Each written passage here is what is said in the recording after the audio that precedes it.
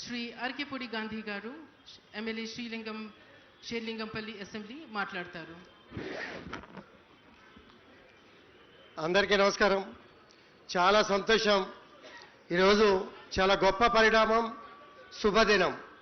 గౌరవ పెద్దలు రాష్ట్రాన్ని ఒక విజన్తో ముందుకు తీసుకెళ్తున్నటువంటి ముఖ్యమంత్రి వర్యులు రేవంత్ రెడ్డి గారికి, అలాగే గౌరవ పెద్దలు మంత్రివర్యులు శ్రీధర్ బాబు గారికి, అలాగే గౌరవ పెద్దలు మంత్రివర్యులు హైదరాబాద్ ఇన్ఛార్జిగా ప్రతి విషయంలోనూ వెన్నంటుండి నలుమూలలా నేను సహాయ సహకారాలు అందిస్తానని చెప్పి మా మంత్రివర్యులు ఇద్దరు కూడా ఎప్పుడు ఏది తీసుకోబోయినా కూడా కాదనకుండా పాజిటివ్గా రెస్పాండ్ చేసి ముందు తీసుకున్న మంత్రివర్యులకి, అలాగే దయాకర్ గారికి, అలాగే మా పార్లమెంట్ సభ్యుడు మా పెద్దలకి, అలాగే మా మిత్రులు శ్రేయోభిలాషి అడ్వైజర్ వేం నరేందర్ రెడ్డి గారికి, అలాగే గౌరవ పెద్దలు మాజీ మంత్రివర్యులు, అలాగే పెద్దలు ఎమ్మెల్సీ చీఫ్ విప్ మా అన్నగారికి, వేదిక మీద ఉన్నటువంటి పెద్దలకి,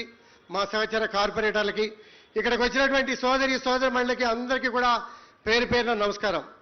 చాలా సంతోషం. ఈరోజు ముఖ్యమంత్రి గారి చేతుల మీదుగా ఫ్లైఓవర్ ప్రారంభించుకోవటం, 5 సార్లు శాసనసభ్యుడిగా గెలిచి పేద ప్రజల గుండెల్లో ముద్ర వేసుకున్నటువంటి పీజేఆర్ గారి పేరు పెట్టడం చాలా సంతోషం. మా అక్క ఇప్పుడే చెప్పారు, మేయర్ గారు డిప్యూటీ మేయర్ గారు వచ్చేటప్పుడు కూడా మేము మాట్లాడారు. చాలా సంతోషం. ఇది శుభ పరిణామం. ఎన్నో విషయాలు 5 సార్లు ఖైరతాబాద్ శాసనసభ్యుడిగా, ఆ రోజు మరి 7 లక్షల ఓటర్లు ఉంటే అదే పెద్ద గొప్ప కాన్స్టిట్యున్సీగా చెప్పుకునే కాన్స్టిట్యున్సీగా 5 సార్లు వారి సేవలు అందించి వారి పట్టుదల, వారి అభివృద్ధి, ప్రతి విషయంలోనూ పోరాటం, పేదల పట్ల ప్రత్యేక శ్రద్ధ పెట్టిన విషయాన్ని మనం అందరూ కూడా వారి పేరు పెట్టుకోవడం చాలా సంతోషం. అన్న పీజీఆర్ అభిమానులు చాలా మంది ఉన్నారు. అన్న ఇక్కడ ఒక విగ్రహం కూడా పెడితే బాగుండేది అని చెప్పి మీరు వచ్చే ముందు ఒక మాట చెప్పారు. నేను సార్కి చెప్తాను, చెప్పి కార్యక్రమం చూద్దామని చెప్పి కూడా చెప్పాం. అలాగే మీ అందరూ కూడా తెలుసు, 8,000 కోట్ల అప్పుల్లో ఉన్నటువంటి రాష్ట్రాన్ని ఎక్కడా వెనకాడకుండా నిధులు సమకూర్చుకొని అభివృద్ధిని పరుగులు తీసే కార్యక్రమంలో ముఖ్యమంత్రి గారు కీలక పాత్ర పోషిస్తా ఉన్నారు.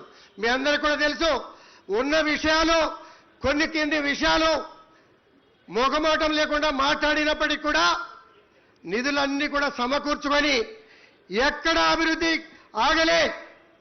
రాగానే శేర్లింగంపల్లి కాన్స్టిట్యున్సీకి మొట్టమొదటగా 1,605 కోట్లు, పెరుగుతున్నటువంటి జనాభా, పెరుగుతున్నటువంటి హైరేజ్ బిల్డింగ్స్, పెరుగుతున్నటువంటి ఐటీ రంగం, విదేశాలలో తిరుగుతూ దేశంలో మొట్టమొదటిసారిగా హైయెస్ట్ నిధులు, రాష్ట్ర పరిస్థితులు చెప్పి ఒక విజన్ చెప్పి హైయెస్ట్ నిధులు తీసుకొచ్చినటువంటి మహానుభావులు వేదిక మీద ఉన్నారు. మీ అందరికి కూడా తెలుసు. ఐటీ రంగం ఎదిగినా, ఇండస్ట్రియల్ రంగం ఎదిగినా మన పిల్లల భవిష్యత్తు 100 సంవత్సరాలు బ్రహ్మాండంగా ఉంటుందంటంలో ఎటువంటి సందేహం లేదు. మీ అందరికీ కూడా తెలుసు, ఎన్నో అడ్డంకులు ఎదుర్కొని, ఎన్నో ఆర్థిక ఇబ్బందులు ఎదుర్కొని కార్యక్రమాలు చేస్తా ఉన్నాం. ఎక్కడైనా పని ఆగిందా అంటే ఎక్కడ కూడా ఆగలే. భారీ వర్షాలు వచ్చినా కూడా ఎక్కడ ఆగలే. 30 సంవత్సరాలుగా లింగంపల్లి రైల్వే అండర్ బ్రిడ్జి ఎప్పుడు కూడా 6 ఫీట్ల నీళ్ళు ఎప్పుడు కూడా తక్కువ చూడలే. మొట్టమొదటిసారిగా అధికారులు నడిచిన సంవత్సరం ఇది, మొట్టమొదటి సంవత్సరం అని చెప్పుకోవడానికి ఆ శాసనసభ్యుడిగా నాకు గర్వంగా ఉంది. ఇటువంటి కార్యక్రమాలు ఎన్నో చేపట్టారు. ఇది 900 కోట్ల రూపాయలతో junctions improvement, flyovers, link roads, అలాగే కుక్కట్పల్లి టు బిహెచ్ఎల్ 700 కోట్ల రూపాయలతో లింక్ రోడ్ అండర్ బ్రిడ్జెస్. పాత విధానాలు కాదు, కొత్త విధానాలకి నాంది పలుకుదాం. ఒకే పిల్లర్ మీద ఫ్లైఓవర్ కమ్ అండర్ బ్రిడ్జ్. ఈ ట్రాఫిక్ తగ్గాలి అనంటే ఈ రాష్ట్రంలో దూరాలోచనలు ఉండాలి అనే ఉద్దేశంతో అందరి అధికారులను పిలిపించి ఢిల్లీ ఎన్నిసార్లు వెళ్ళారో మీ అందరికీ కూడా తెలుసు. సమన్వయంతో నడుస్తూ అందరినీ కలుపుకుంటూ రేజింగ్ తెలంగాణ ఒకటే నా లక్ష్యం.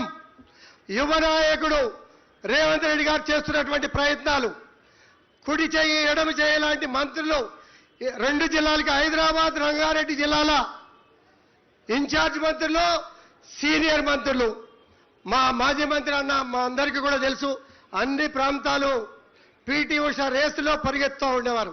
అభివృద్ధి విషయంలో సహకరించకపోయినా కూడా అభివృద్ధిలో కొంతవరకు లాక్కొచ్చినప్పుడు కూడా మిగిలిపోయినటువంటి అభివృద్ధి పనులు. 8 లక్షల ఓటర్లు ఉన్నారన్నా, ఇంటింటికి తీసుకుంటే 15-20 లక్షలు ఉంటారు ఇవాళ. ఇతర రాష్ట్రాల నుంచి, ఇతర దేశాల నుంచి మూవింగ్ పాపులేషన్ ఉంది. అపార్ట్మెంట్లు తీసుకుంటా ఉన్నారు, 6 నెలలు ఉంటున్నారు, 6 నెలలు బాంబే వెళ్తున్నారు, బెంగళూరు వెళ్తున్నారు, ఇతర రాష్ట్రాలకు వెళ్తా ఉన్నారు. మూవింగ్ పాపులేషన్ కూడా ఎక్కువగా ఉంది. హైయెస్ట్ రద్దీ ప్రాంతం.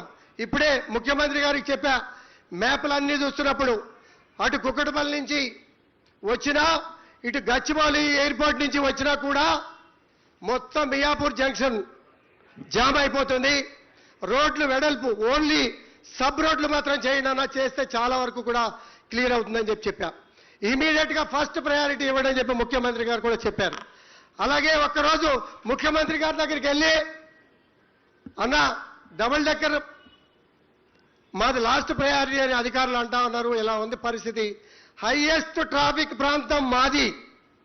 గ్రేటర్ హైదరాబాద్ లో ఏ రాష్ట్రానికి పోయినా బస్సులన్నీ కూడా మియాపూర్ బిహెచ్ఎల్ దగ్గర స్టార్ట్ కావాల్సిందే. గతంలో ఎన్నేసార్లు ఒక బస్ టెర్మినల్ గురించి మాట్లాడుకున్నాం. 10 సంవత్సరాలు ఎదురు చూసాం, సమస్య తీరలే. అందరికీ కూడా 10 గంటలకి రిలీఫ్ వస్తూ ఉంటుంది. మాకు 1 o'clock 2 o'clock రిలీఫ్ వస్తుంది. మళ్ళీ 4 o'clock నుంచి ఇన్కమింగ్ బస్సులు వస్తూ ఉంటాయి. దాంతో చాలా ఇబ్బందికరమైనటువంటి వాతావరణం ఉంది. సబ్ రోడ్లు బ్రహ్మాండంగా శాంక్షన్ అయినాయి. అలాగే హర్ష టయోటా నుంచి హైటెక్స్ వరకు 60 ఫీట్ల రోడ్డు ఉంది. అది 100 ఫీట్లు చేయాలని గతంలో కూడా ప్లాన్ చేశాం, వైండింగ్ చేశాం. ఓన్లీ రోడ్డు వేయటమే. ఇటువంటి అన్ని 5-6 రోడ్లు ఉన్నాయన్నా, మీకు లెటర్ ద్వారా ఇస్తా. కొంచెం ఫస్ట్ ప్రయారిటీ ఇస్తే ఈ కాన్స్టిట్యూన్సీలో చాలా వరకు, ఈ కాన్స్టిట్యూన్సీలో మంచి జరిగిందంటే ఇండియా వైజ్గా దేశవ్యాప్తంగా మంచి. ఇవాళ చెడు ప్రచారం చేసే వాళ్ళు ఎక్కువైపోయారు. ఎన్నో మంచి పనులు చేస్తున్నాం, మంచి పనులు ప్రచారం చేయట్లే, చెడు ప్రచారం చేసే వాటికి ప్రాధాన్యత ఎక్కువ వస్తూ ఉంది. వాస్తవంగా ప్రతి నాయకుడు అభివృద్ధిని కోరుకుంటారు. మనం బాగుండాలి, మన ప్రాంతాలు బాగుండాలి, మన పిల్లల భవిష్యత్తు బాగుండాలని చెప్పి కోరుకుంటారు. కానీ చెడు ప్రచారంలో అది బాగుండాలని చెప్పి కొంతమంది వ్యక్తులు కోరుకుంటున్నారు. అది మన నాశనానికి, భవిష్యత్తు నాశనానికి ఉపయోగపడుతుంది తప్పించి మన బాగుకి ఉపయోగపడుతున్న విషయం ప్రతి ఒక్కరు కూడా గుర్తుపెట్టుకోవాలి. ముఖ్యమంత్రి గారు అన్నా, నేను మీ దగ్గరికి వచ్చా మీ మిత్రుడిగా, మీ శ్రేయోభిలాషిగా, నాకు ఎక్కువ నిధులు కావాలి, ఖచ్చితంగా నీకు ఇస్తా, పక్షపాతం లేకుండా అన్ని ప్రాంతాల్ని డెవలప్ చేస్తా అని చెప్పి చెప్పినటువంటి ముఖ్యమంత్రి గారు, మన ముఖ్యమంత్రి గారు అని చెప్పుకోవడానికి నాకు గర్వంగా ఉంది.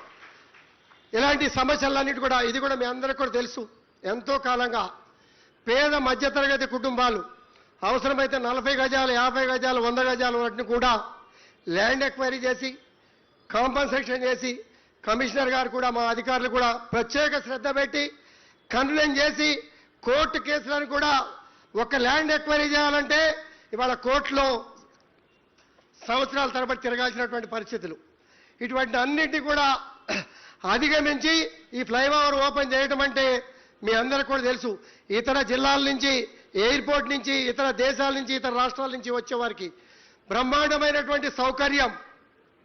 మాదాపూర్ కావచ్చు, కొండాపూర్ కావచ్చు, శేర్లింగపల్లి కావచ్చు, మియాపూర్ కావచ్చు, పోవటానికి సులభమైనటువంటి ఫ్లైఓవర్.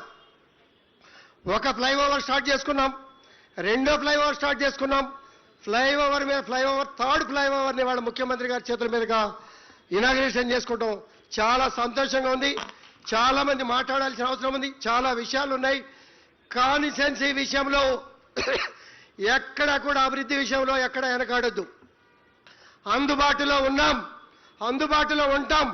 ఎప్పుడు ఏ సమయం అర్ధరాత్రి అవసరం వచ్చినా కూడా తిరిగి మీ సమస్య సాల్వ్ చేసే బాధ్యత మేము, మా కార్పొరేటర్లు తీసుకుంటాం. గతంలో కాకుండా ఏ పెద్ద సమస్య ఏ టైంలో పట్టుకెళ్ళినా కూడా ముఖ్యమంత్రి గారు, మంత్రి గారు ఏ టైం అంటే ఆ టైం అపాయింట్మెంట్ లేకుండా వెళ్ళి సమస్యను చెప్పుకునే అవకాశం